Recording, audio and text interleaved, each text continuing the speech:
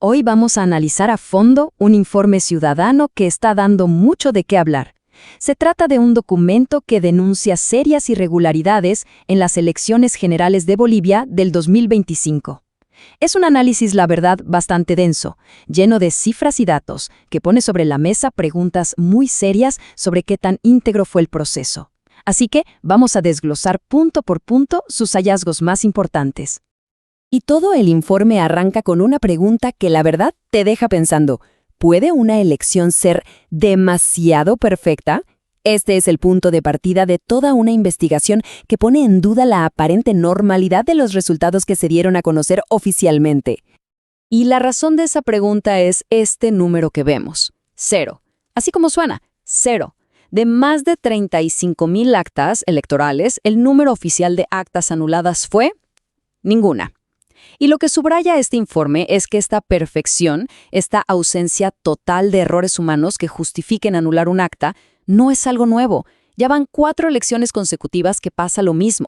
Un hecho que, según los autores, es estadísticamente, pues, muy raro. Bien, para entenderlo mejor, el análisis se divide en 5 partes. Primero vamos a ver eso de la extraña perfección electoral. Luego nos meteremos de lleno a analizar un acta en particular, un caso de estudio. De ahí pasamos al dilema del llamado voto fantasma. Después revisaremos los sistemas tecnológicos y, para terminar, veremos el llamado a la fiscalización que hace el informe. Empecemos con el primer punto. El informe sostiene que tener 0 actas anuladas es básicamente una anomalía estadística. Argumenta que en un proceso tan masivo, lo normal, lo esperable, es que haya errores humanos, errores que lleven a anular algunas actas, algo que la propia ley electoral prevé.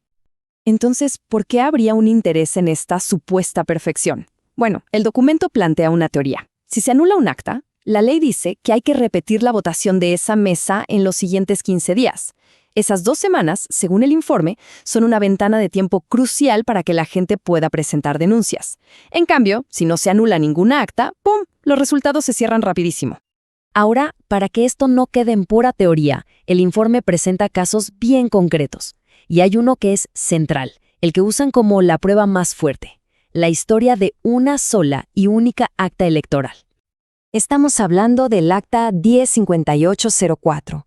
Corresponde a una mesa de votación en Brasil. Según el informe, esta acta es como un resumen de todas las presuntas irregularidades. Es una historia con una corrección oficial, una denuncia ciudadana que lo cambia todo y una segunda corrección que se contradice con la primera. A ver, la cronología es un poco enredada, pero va así.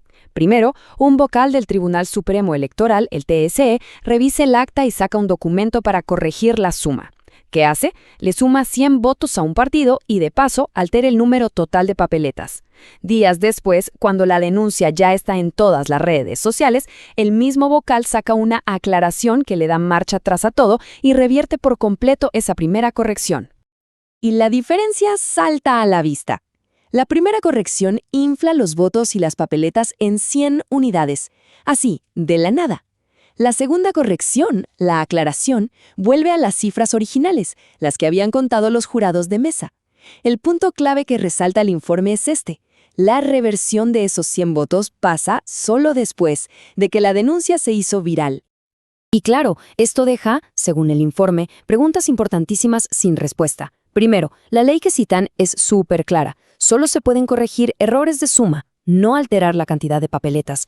¿De dónde se sacó la autoridad para hacer eso? Segundo, el tema de las fechas, porque un documento emitido el 22 de agosto tiene fecha del 19. Y la pregunta del millón, la que lo resume todo: ¿se hubiera hecho esta segunda corrección si nadie decía nada públicamente? Bueno, dejemos las actas individuales por un momento, porque el análisis ahora se va a algo mucho más grande: el padrón electoral. Y aquí es donde el informe introduce un concepto bastante polémico: el del voto fantasma. La metodología que proponen es bastante directa. Agarraron 2 fuentes de datos oficiales: los del Censo 2024, del Instituto Nacional de Estadística, el INE, y los del Padrón Electoral, que maneja el órgano electoral plurinacional, el OEP. En teoría, la cantidad de gente en edad de votar y el número de votantes registrados deberían ser, pues, bastante parecidos, ¿no? Para ilustrarlo, el informe se enfoca en la ciudad de El Alto. Según el censo oficial, la población que tiene edad para votar ahí es de 598.934 personas. Digamos que ese es el universo total de posibles votantes.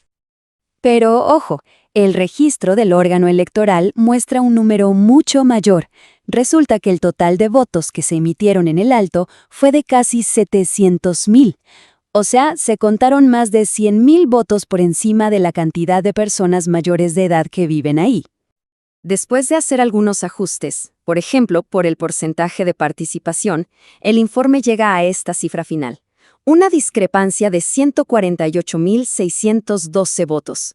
A esa diferencia entre la población que debería votar y los votos que se contaron es a lo que ellos llaman votos fantasma. Y el informe dice que este problema no es solo de El Alto. Aplicaron el mismo cálculo a otras ciudades importantes del país y, como se ve, encontraron discrepancias grandes en todas. De hecho, si sumamos los votos fantasmas de solo estos 4 municipios, la cifra, según el documento, supera los 320.000. El tercer pilar de este informe es un análisis más técnico, más tecnológico. Se enfoca en los sistemas de conteo rápido de votos y cómo, según su visión, han ido perdiendo transparencia con el tiempo. Aquí, el informe compara los 3 sistemas de conteo rápido más recientes. Sostienen que el sistema TREP de 2019, aunque tuvo sus polémicas, era el más transparente porque publicaba la foto de cada acta. Luego, el DIREPREV de 2020, que al final se canceló, ya no iba a publicar esas fotos.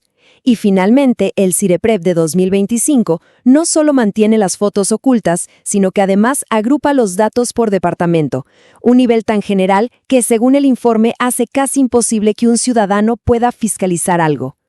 Y para cerrar esta sección, el informe usa una frase muy fuerte. Califica al viejo sistema TRP como un testigo incómodo, y se pregunta, ¿quiénes podrían tener interés en crear sistemas que, elección tras elección, son cada vez menos detallados y menos transparentes? Ya para terminar, el informe cierra con una conclusión general y un llamado a la acción, que básicamente resume todo lo que hemos estado viendo. La idea central que deja el documento es que, más allá de los discursos bonitos y los compromisos firmados, lo que de verdad importa son las acciones. Y acciones como aprobar actas que según la ley deberían ser nulas, o tener estas inconsistencias en los datos, al final lo que hacen es debilitar la confianza en la democracia. Al final, este análisis ciudadano no es que dé todas las respuestas. Más bien, lo que hace es poner una pregunta gigante sobre la mesa para el debate público.